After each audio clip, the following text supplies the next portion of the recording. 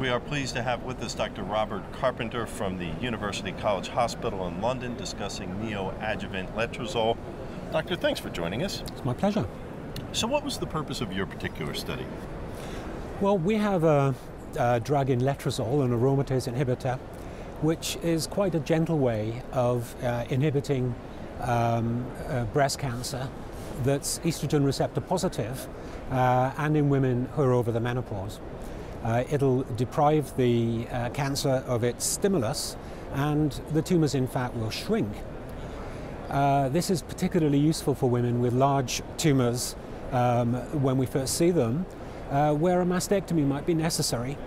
But if we could shrink the tumours to a sufficiently small size, we'd be in a position to save the breast.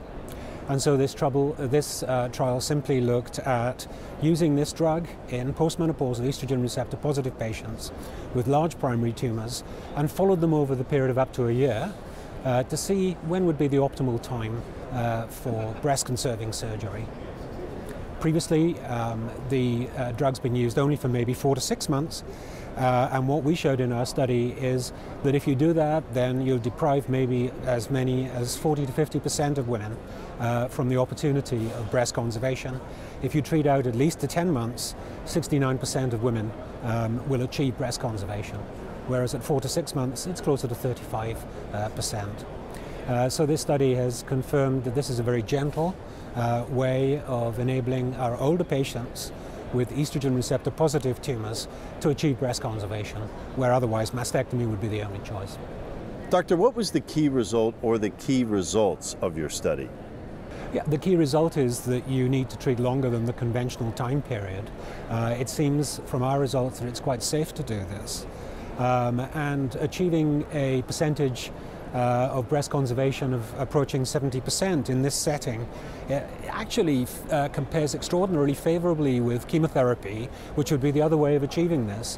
And of course the side effect profiles between an aromatase inhibitor like letrozole and chemotherapy can't be compared. So it's a very gentle way of achieving breast conservation for our older patients who would like that. So what are the clinical implications? Well, I think the study's potentially practice changing in that we need to move away from these shorter durations to achieve breast conservation and extend the period of treatment before surgery out to a year. It may well be that other studies will show that there's some benefit beyond a year, but certainly within the confines of our own study, where 12 months was the final time that we truncated the study, that certainly treatments out to 10 months and 12 months are showing improved efficiency for this specific purpose of breast conservation. Thank you for sharing your data and your findings with us. Well, it's been my great pleasure. Thank you. Dr. Robert Carpenter from University College Hospital in London.